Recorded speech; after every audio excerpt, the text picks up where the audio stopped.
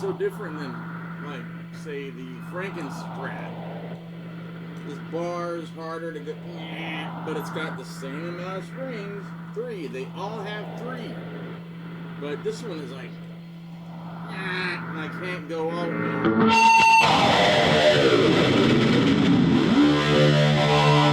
Shouldn't have to go that. I know there's different tension strings, but you think they put them all equal in all of these, but they don't. So here's my Jaws playing card. I'm starting to buy everything that I can because I forgot this is the 50th anniversary. 50 years ago, this summer, I went on a month-long camping trip with my Uncle Joe, who went to Vietnam. The hero in the family, the real man hero in the family. As far as I'm concerned. I mean, he went on a mission for the church, and at the time the country said, if you're on a mission, when you get called, you get a pass. But it was happening too much for the country, for the government. They were losing a lot of people because a lot of cowards like Clinton were scooting to friggin' Canada. And there's the other guy, the ketchup guy. Also, Kerry. Carry. Bunch of cowards, all on, they're all Democrats. So weird. And, but no, my uncle, when he got home, he got another draft notice. He goes, hey, you guys called me when I was on my mission.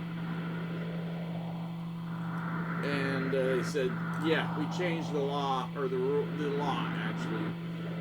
You know, get ready, report to your friggin' whatever, in like 3 weeks or whatever it is, get your affairs ready. And he's like, I just got home from 2 years, you know, in another country serving a mission for Jesus Christ. Now you want me to go over to Asia to kill people that I don't know, and then I'm not sure why we're even killing them. Something to do with communism taking over. You know, he knew, but he was actually studying. He was going to school and then was going to go back to college to work with handicapped kids. I mean, what kind of an angel man did we have here that we sent over to Vietnam to kill people?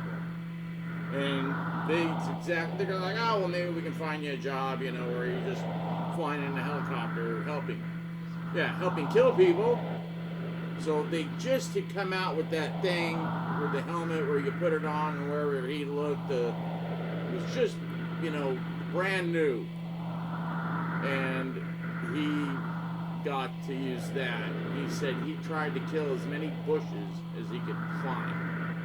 And they're like, you're missing. He goes, and he's like, shut up, don't tell me what to do. I'm the one with the guns. And he tried not to kill anybody, but he says, I don't want to talk about it. And we didn't.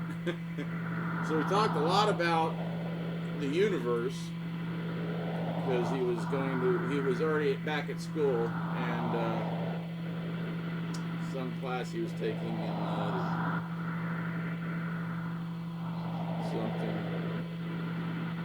Anyways, I begged him to take me to see Jaws, and he goes, no, because it's PG, with a high PG rating or something.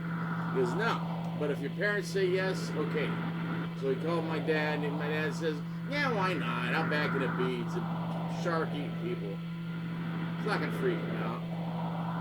He goes, you can freak him out, mess with him afterwards. And that's what he did. So in 75, I was a little older than I thought. So he would say, okay, I got to go.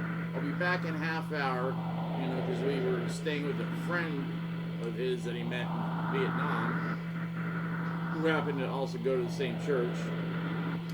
And we were up in Utah, so we parked at his house, and he would send me to bed at like 9 in the camper, which was cool until he told me, oh yeah, watch out for camper sharks. I'm like, what?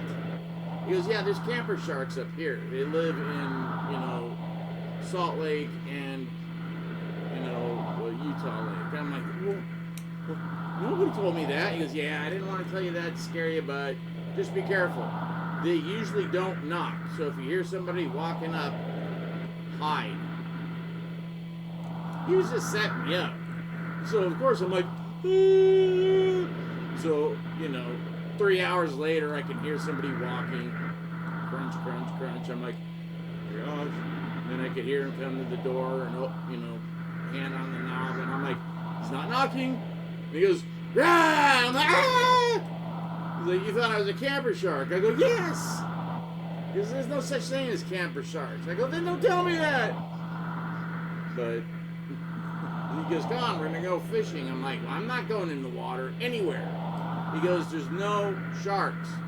Then we get out in the middle of, I can't remember what lake it is, up by Timpanogos, the cave, and in the mountain. Maybe it was Lake Timpanogos.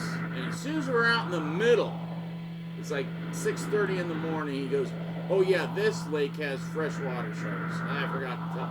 I go, you forget a lot of things.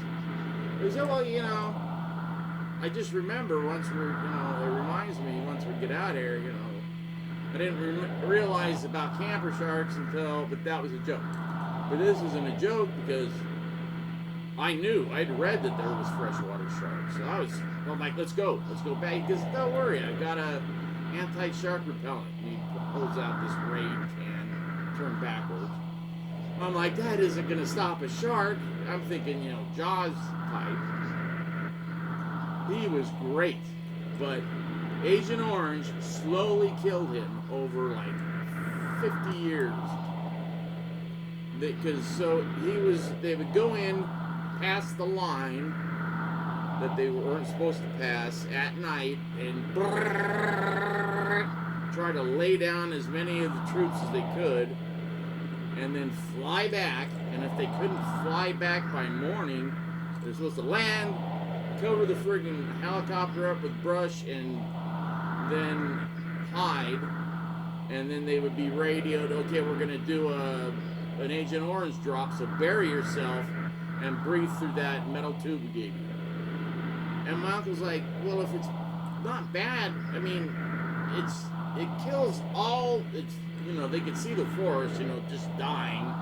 It would die within weeks, which is what they wanted, to clear everything so they didn't have anywhere to hide.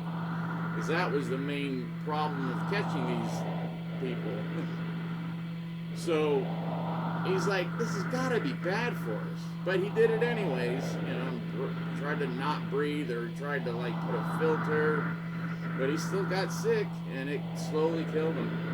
So when he died, he lived in Joplin, Missouri, or right outside of Joplin.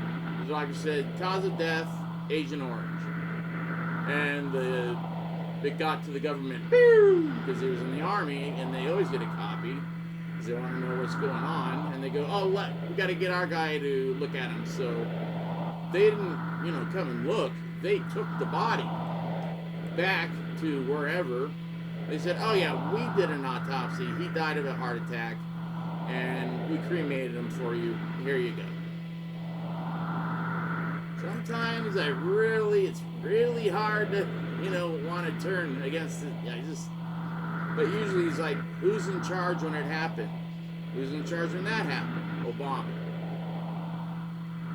But it probably would have happened if Bush or whoever else was in charge too. I've never trusted any president except for Reagan and another one. So I got this, which, and then my friend who went to the concert sent me my shirt. Black Sabbath. So it's cool. I actually got like a actual concert shirt. That he bought he was sitting up with the crows, if they have crows there, but at least I go, give me a shirt, because he's still over there. He says, I'm going to stay here for like a month, I'm going to do all the Ozzy stuff. I guess he went to the funeral and everything. He sent me a long email about it. When I'm done reading it, I'll tell you what he said, because you can't trust anything you hear on the internet.